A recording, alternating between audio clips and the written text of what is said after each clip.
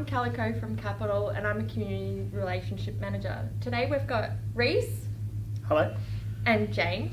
Hello. From RTL Trades, talking about backflow devices. So, what is a backflow prevention device? A backflow prevention device is a check valve that prevents cross-contamination of water. So essentially, if you have a major break in your sewer line at the front of your complex and say the excavator that's working on it hits the water supply, basically we've got some cross-contamination there of some nice yucky water and some potable water.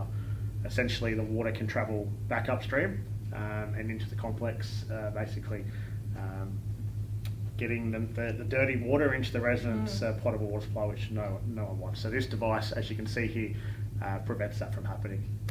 Why does a backflow device require servicing? So the backflow device requires servicing to ensure that it is still compliant, and duty of care to all the residents remains to ensure that it's not causing any cross connections or any backflow back into the main system.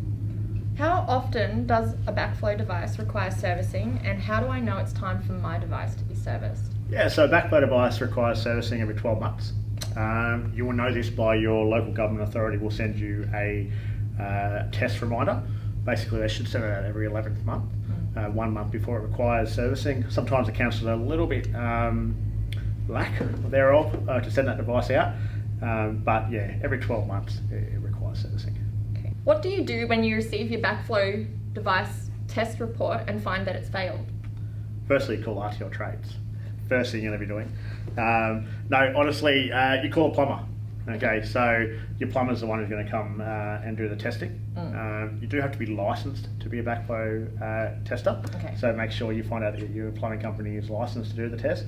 If your device has failed, you usually receive a quotation from a plumber to repair it, either repair it or replace it. It is quite urgent, so I would suggest that the plumber obviously either can give you a verbal price there on site to get it done straight away, or you try and get it done over the next few days once it's failed. What's an estimated cost of a backflow device test per backflow? So estimated cost of test is $95 per valve. That includes your Form 9 being submitted to council, and obviously attending site and testing the valve, ensuring that it's all compliant. Okay. How do I identify how many backflow devices I have? On the testing report that your council will send out, usually lists the amount of valves that you have and where they're located on the property. Sometimes the testing plumber may forget to tell the local council they've removed valves or they've added valves. So it always is best to maybe once every couple of years get a plumber out to actually do an asset register where they walk around the site to make sure that you've got the correct amount of valves on that report. The actual notice that's sent out from the government or the local council, will tell you that. Okay. What's the estimate cost of repairing a device if required, and factors to be considered if repair is needed? So estimated cost of obviously you've got your initial cost of your test. For a service kit to be put through a backflow device ranges between about $150 to $250. If obviously the valve is beyond economical repair, we'd obviously recommend replacement. And the estimated cost for replacement is about $550 to $650 for your average size device. Reese, would you like to demonstrate how this device works and operates? Yeah, thank you. So here we have an RPZ valve. So this is one of the main valves that you'll see on a commercial property. This is a full zone protection valve.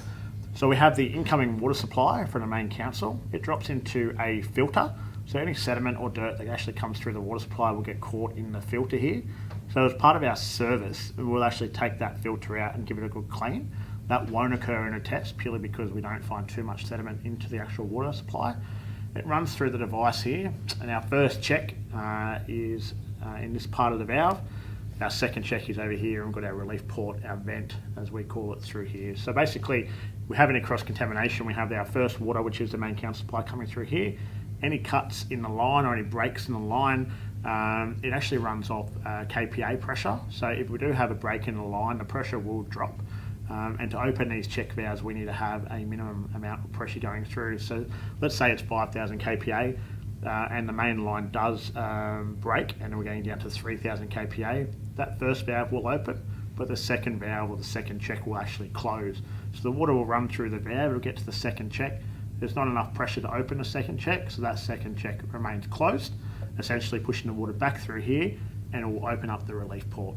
Okay, so if you are walking around your property and you see water coming out of the relief port or the vent, you know it's time to call a plumber, because this valve is not working. Well, it is working the way it's meant to be, but there's certainly a service or a test that needs to be undertaken.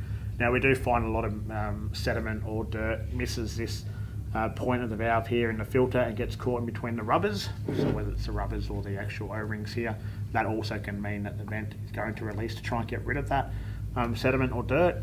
So if you do see water coming out of the vent, it's not necessarily mean panic stations, but certainly give a plumber a call and we can come out and rectify the issue. Well, thank you, James and Reese, for your time today and sharing about Backflow devices. It's been really informative. Now, before we leave, is there anything you'd like to say? Thank you so much for having us. That's probably the first thing. Secondly, give your body corporate manager a call. Have RTL Trades come around and do a asset register for you guys. It's free of charge. We'll actually set it up in-house, and then we can be your point of call for all your testing. We do roughly between 2,500 to 5,000 devices a year we test, so looking to add to that every day. We have licensed plumbers to do them, and yeah, give us a call because we're the one-stop shop. RTL Trades, everybody. Thank you so much.